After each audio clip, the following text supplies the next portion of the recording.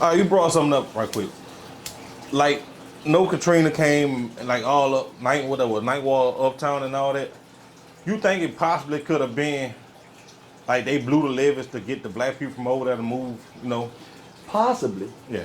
Man, listen, Google on your phone right now. Mama Diane French Cole, D-Y-A-N, Okay. French Cole, C-O-L-E, testifies before Congress. So my mama was a political figure. And, you know, political figures, shit, I ain't even a political figure, and there's a lot of talk about what we say and how we move, right? Yeah. So when the whole world was saying that the levees didn't blow, but my mama kept telling me they did blow because she heard it from right here, right? I was like, dang, I know my mama wouldn't lie to me, right? Yeah. But you know how I know for a fact the levees were blown? Because my grandma, Miss May, and everybody around here knew Miss May, never said a foul word, never bothered nobody, good lady, listened to her church, and go to sleep at 6 p.m. every day. You heard me? Wake up at 4:30 every morning. You heard me? I came and got her 2 days after Katrina and took her with me to Kansas City. The first night she had a horrible nightmare where I had to go in there and wake her up and hug her, and we sat there, and when she shook back from the nightmare, we was talking. I looked her right in her face. I said, Mama, tell me the truth. She said, what? I said, Mama said that the levees blew, and the people in the news saying she lying, they don't believe her. I said, what really happened, Mama? She said, baby, we were sitting there, and we heard a big old boom. And it don't sound like no bars going through no levee. That's what my grandma told me. She heard a big old explosion. An old black Haitian descent, Bible toting, would never go tell no lie, just slap you if you blaspheme Jesus Christ. You hear me? I'm telling you the truth. She said, we heard a big old boom. I said, like an explosion? She said, Byron, I never heard such a noise.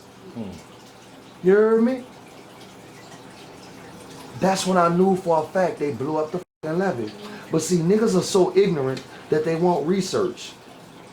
New Orleans and its officials admitted on the press, it's in the documents right now that they can just Google now.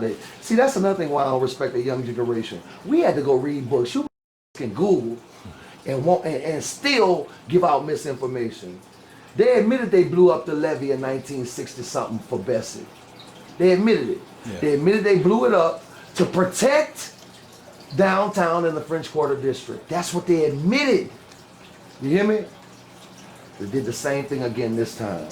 When I saw Time Magazine's story about Katrina, and I saw the white people sitting on their porches, drinking wine and smoking cigarettes, that was the biggest slap in the face to me. Because what that article didn't reveal is that they were saved. The river, uptown and shit, that's where the shit gonna flood. Yeah. If you go look at the original maps of Balbuncha, what they used to call this, when it was just a gathering of people, right? Little community of over 50,000. If you go look at the original maps of Balbuncha, right here where we at, this was high ground. That's why the Indians used to carry their canoe from the river on down Esplanade, on Bayou Road to City Park, and get in the lagoon and go to the lake. You hear me? Yes, sir. Just don't know their history.